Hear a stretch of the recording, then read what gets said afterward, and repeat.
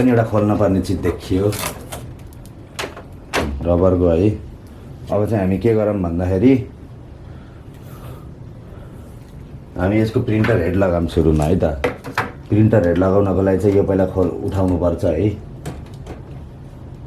Press गरेर उठाउनु पर्छ। एकदम स्टेप इम्पोर्टेन्ट स्टेप हो है त यो। अनि कलरलाई ब्ल्याक एन्ड व्हाइटलाई ब्ल्याक, सीलाई सी बीलाई बी लेखेछ है त, एकदम ठुल्ठुलो लेटरमा लेखेछ है। सीलाई सी बीलाई बी, त्यहाँ पनि सी र बी लेखेछ क्या, देख्न सक्नुहुन्छ नि है।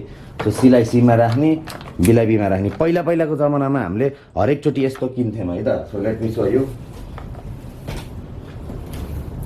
पहिलाको कार्टिज सेम हो यी, यसैले प्रिन्ट गर्ने हो। यो पुरानो मेरो क्याननकै क्यामेराको कार्टिज हो है। अनि यसले चाहिँ तपाईँले यो सिस्टमको लागि चाहिँ तपाईँले 5 ml को इङ्कको लागि यो डल्लो तपाईँले किन्नु पर्थ्यो क्या।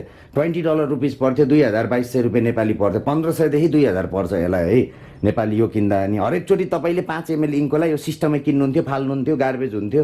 तर अब के भयो भने इङ्कलाई यिनीहरूले यहाँमा राखेर तपाईँको सेपरेट कन्टेनरमा राखेर सफ्टवेयरले रिड गराउने त्यो गरायो कि, which is very nice thing है।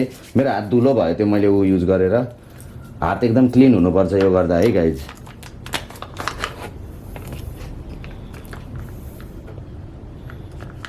स्टिकर पुल गर भनेछ है।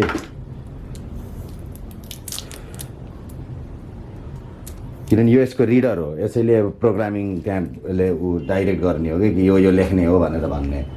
हेर्नु त यसैको लागि पैसा तिर्नु परेको सेम चिजको लागि प्रिभियसली।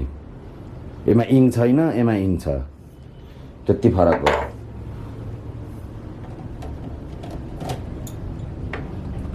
मजाले बस्यो है त आनन्दले।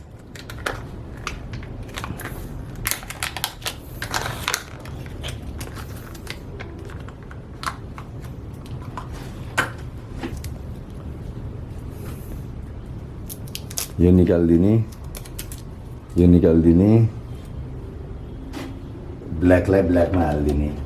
अनि अब एउटा इम्पोर्टेन्ट स्टेप छ है त। यो ढक्कन लगाइदिएपछि यो थिच्नुपर्छ है त, त्यति स्टेप हो। एकचोटि गऱ्यो भने लक हुन्छ, फेरि एकचोटि खोल्यो भने ब्याक जान्छ है त। यो मेकानिजम यस्तो छ। खास गाडीहरूमा पनि यही मेकानिजम राख्थ्यो मान्छेले जमानामा है। सबै गाडीमा पनि हुन्न, डिक्की खोल्दाखेरि यो मेकानिजम हेर्नु। एकचोटि खोल्यो लाग्छ, फेरि एकचोटि खोल्यो भने चाहिँ फेरि अड्किन्छ। सो प्रिटी इजी छ यो फङ्सन।